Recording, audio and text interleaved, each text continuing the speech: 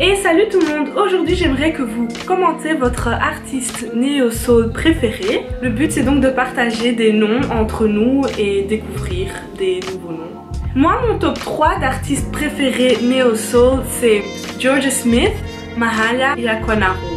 En tout cas ce sont mes artistes du moment. Ma grande découverte 2018 c'est Jorja Smith. Jorja Smith qui est une Britannique qui a grandi à Walsall, in the United Kingdom, et il y a 2 ans à peine, elle a déménagé à Londres. Sa mère est britannique, elle est bijoutière et son père est jamaïcain. Son père est un artiste dans un groupe soul in the United Kingdom. Et donc forcément, elle a grandi dans la musique, dans la soul, lui qui l'a inscrite dans des cours de piano et de chant. Et donc depuis jeune âge, elle écrit ses propres sons. En 2016, elle a fait son EP qui s'appelle Project 11. Une petite anecdote, qu'est-ce qui s'est passé? C'est que donc déjà elle mettait forcément des vidéos sur YouTube, ses sons sur son Instagram. Et qui l'a contactée sur Instagram via DM?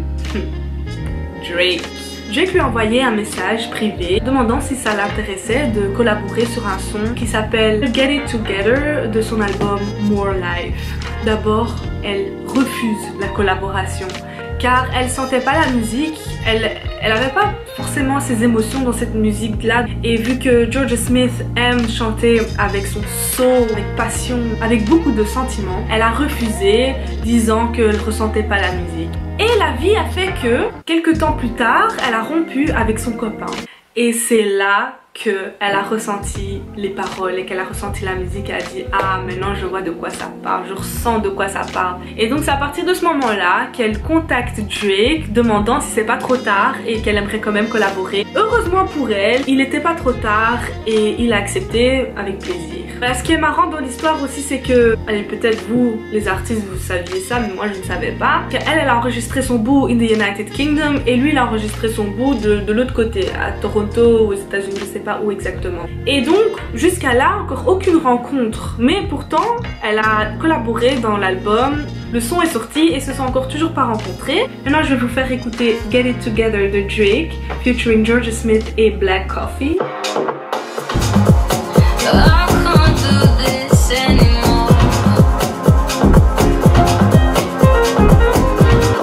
You need me to get that shit together so we can get together. You need me to get that shit together so we can get together. You need me to. Voilà, vous entendez le son soul, un peu house que j'aime beaucoup. Et pendant son Boys Meets World Tour au Canada, elle a pu faire la première partie et c'est uniquement à ce moment-là qu'ils ont pu se rencontrer en chair et en os. Et à partir de ce moment-là, tout allait sur des roulettes. Elle a fait la première partie de Bruno Mars, Kendrick Lamar qui l'a aussi contactée demandant si elle voulait collaborer sur son album Black Panther. Elle a accepté immédiatement, forcément. Jorja Smith a eu direct un clic avec Kendrick Lamar. Elle a pu freestyler sur son son I Am et le jour même, le son était terminé. Je vais vous faire écouter le son I Am Kendrick Lamar featuring Jorja Smith qui se trouve sur l'album de Black Panther.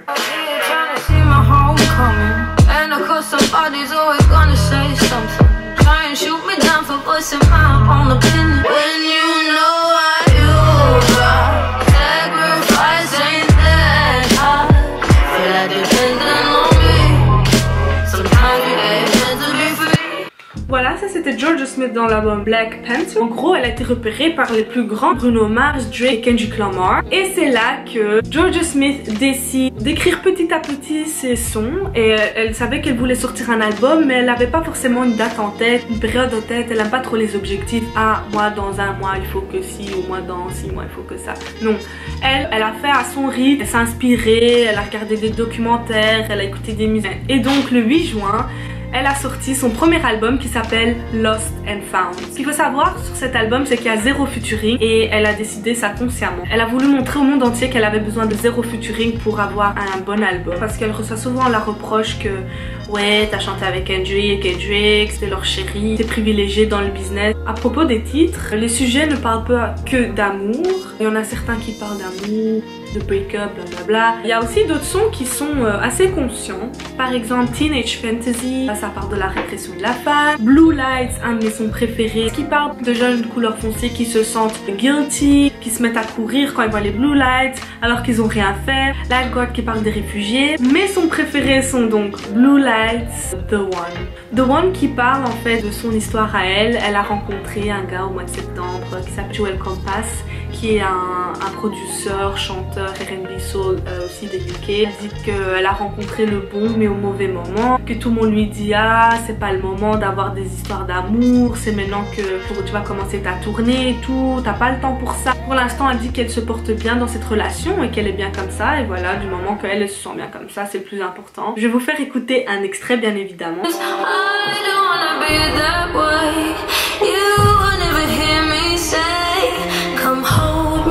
Console me when really I'm lonely, even if I feel this way. Me someone I don't want to need no one. I'm not trying to let you in. Voilà, ça c'est donc The One. Comme vous voyez, il y a un petit son comme ça, son rumba, je sais pas comment on peut appeler ça. C'est pour ça que j'aime bien. Je vais vous faire écouter Blue Lights, comme ça vous voyez de quoi je parle.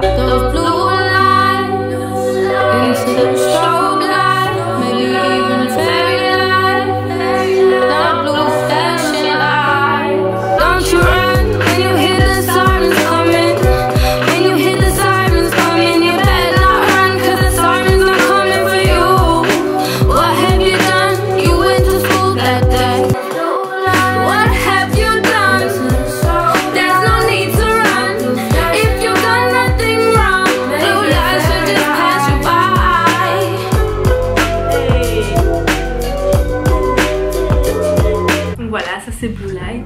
Comme vous pouvez l'entendre, il y a un petit côté soul, R&B, mais elle n'aime pas qu'on réfère son style avec un style déjà existant. Elle veut pas qu'on appelle son style soul, néo-soul, R&B, future, R&B. D'après elle, c'est son son et il y a qu'elle qui fait ce son-là, ce genre de son, donc voilà.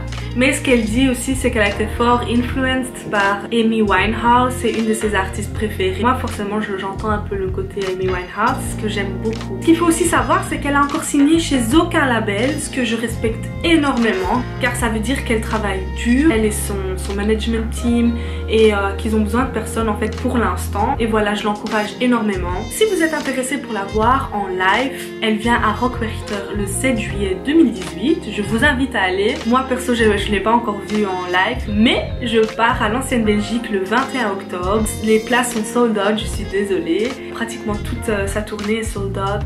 Voilà, j'espère que cette vidéo vous a plu et à très bientôt.